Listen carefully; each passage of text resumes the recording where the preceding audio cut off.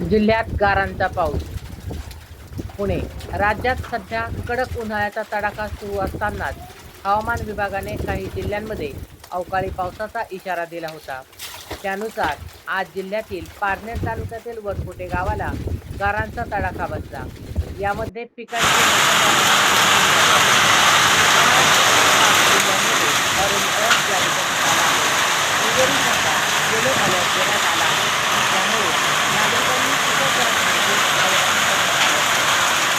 राज्यातील अनेक भागांमध्ये तापमानाने 45 अंशाचा टप्पा गाठलेला असतानाच अवकाळी पावसामुळे शेतकऱ्यांची चिंता वाढली आहे. यामुळे पिकांचे नुकसान होण्याची शक्यता असून संबंधित यंत्रणांनी उपाययोजना ठेवाव्यात असा सल्ला देण्यात आला आहे. हवामान विभागाने दिलेल्या माहितीनुसार विदर्भातील यवतमाळ, वर्धा, भंडारा, चंद्रपूर आणि नाशिक या जिल्ह्यांमध्ये वादळी वाऱ्यांसह पावसाची शक्यता वर्तवण्यात आली आहे. या ठिकाणी आज ऑरेंज अलर्ट जारी करण्यात आला आहे. आज सकाळपासूनच जिल्ह्यात पावसाळी वातावरण निर्माण झाले होते. दुपारच्या सुमारास वनकुटे गावात अवकाळी पावसाला सुरुवात झाली.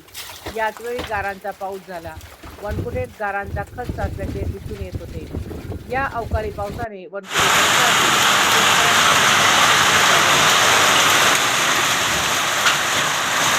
ताज्या घडामोडी पाहण्यासाठी नक्सल वार्ता न्यूज चॅनलला लाईक करा आणि सबस्क्राईब करा.